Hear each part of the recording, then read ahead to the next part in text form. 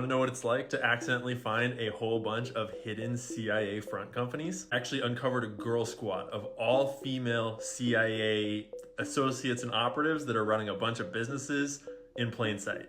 This one is super fun, and I am pretty confident it's going to mysteriously disappear off of TikTok real quick. So let's just be clear. This is just for entertainment purposes only. We're just having a little doodle through the Google. So I'll walk you through my research process and we'll have a little mystery game while we're at it. See, I was researching the board of directors of one of the most well-known companies in the whole stock market. You would all know what company it is. I'll tell you at the end, see if you can guess right. And I was just laying out what other boards and companies they serve with, and I noticed this woman who worked for the CIA for more than 20 years in the Office of the President, the Department of the Treasury.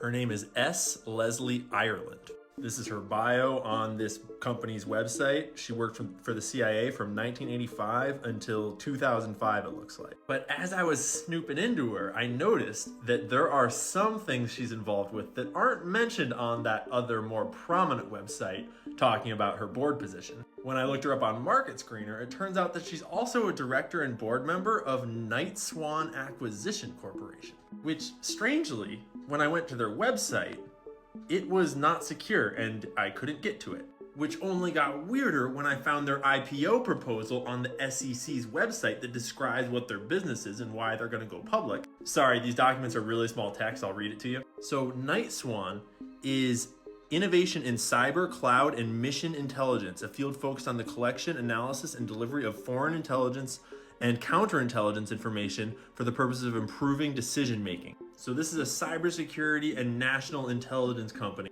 whose website is apparently not secure and can't be accessed. But as I read on, I started to realize what I had just found. Meet the Girl Squad. Brandy, Teresa, Anne, Marilyn, Leslie, Dawn, Laura. The CEO, Ms. Daly, is the founder and CEO of C2S Consulting Group. I looked them up and their site also couldn't be reached. So I dug a little deeper and it turns out that they were acquired or merged with SMX Hollywood. So I went and found SMX's website and I found their board of directors.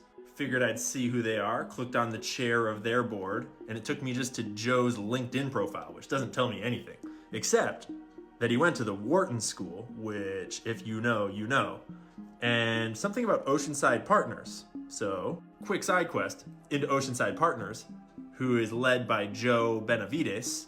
And in his bio, they specify that Joe holds a top secret government security clearance. Weird. It's an interesting thing to say on an investment company's website. But it turns out the other co-founder, Ted Coons, also holds a top secret government clearance and also went to the Wharton School. Oh wait, and the other co-founder, Jeff Kelly, also holds a top secret government clearance. So I think we can all make some guesses about what Ocean Sound Partners is doing with their money. But anyways, side quest. Back to Night Swan, founded by Brandy Daly. Now let's meet the rest of their team. Teresa. Her career has been in tech her whole life, Microsoft and Amazon Web Services. Specifically, she oversaw the deal for Amazon to provide cloud services to the CIA. She's also on the board of this Commure company that's all about big data in healthcare and joining together many data sets to make healthcare all sketchy. I mean, I'm sure for the greater good, obviously. Next, we'll meet Anne, who spent her whole career working at IBM and they're developing their multi-billion-dollar business with the federal government clients in the United States. Not sure exactly which federal branches she was working with at IBM. Think you can make some guesses about who needed IBM's help the most. Next on the list was Leslie, who we already met. She started this whole hubbubaloo. She's the card-carrying CIA agent of the bunch. In the Night Swan SEC documents, it says she joined the Treasury after 25 years at the CIA. She spent more than 31 years in the intelligence community, highlighted in red there. Then in orange here, from 2008 to 2010, Miss Ireland served as the daily intelligence briefer for President Obama. Next up, Dawn, also a card-carrying member of the CIA. She is the former deputy director of CIA for Science and Technology, in charge of orchestrating multi-billion-dollar programs focusing on national security objectives by coordinating all the different companies and operations and programs and policies. Prior to the CIA, she was the Deputy Director of National Intelligence for Acquisitions, Technology, and Facilities.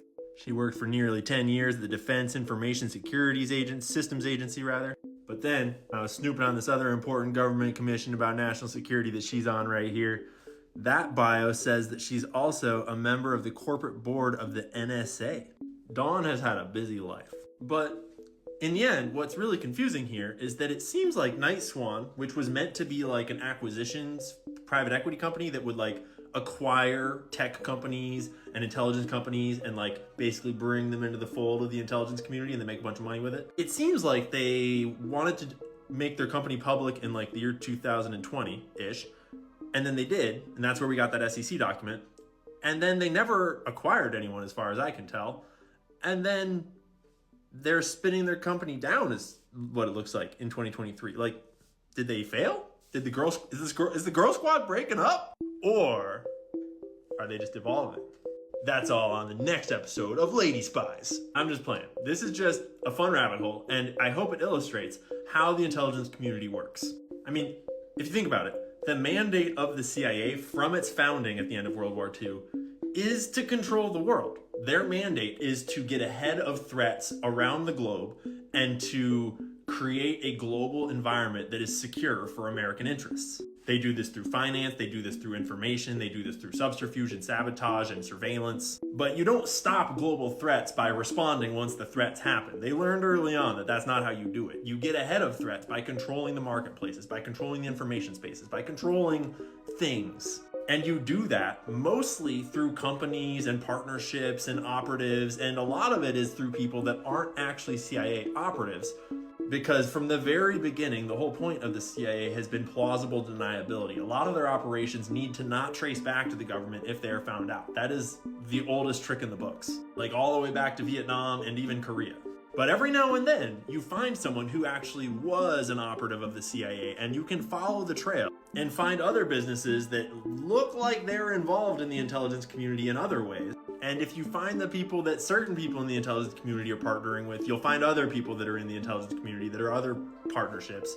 It's just a big spider web. So now, back to our original inquiry. Have you guessed what company Ireland is sitting on the board of? What company do you think this is a board of directors of? Final answers? That is the board of Citigroup. See, I spent all day yesterday and all day today analyzing the board of directors of all 4 of the biggest banks in America. And they each have their own quirks and their own kind of styles and themes. But Citibank is by far the most sinister, the most revolving door from government to banking, the most people that worked at the CIA, that worked at the regulators. This Ireland lady was just one of the people on this list that seemed to have ties to the intelligence community. The one right below her is another good candidate, as is this one down here. But that's all we have time for today. Hope you had as much fun with that as I did. And just an afterthought here. If this video gets taken down from TikTok, as it probably will, what does that say about the world and about TikTok and about the companies that control TikTok, namely Oracle, and about what we are and aren't allowed to talk about? And isn't it weird that we're not allowed to talk about the agency that's tasked with defending us from terror around the world? Like, isn't it weird that the one government agency that is their one mandate is to protect American citizens is the one agency that we're not supposed to talk about? Like, even when it's all publicly available information about public companies that you can just find on Google? That's kind of weird to take off the internet. I mean, I'm just saying.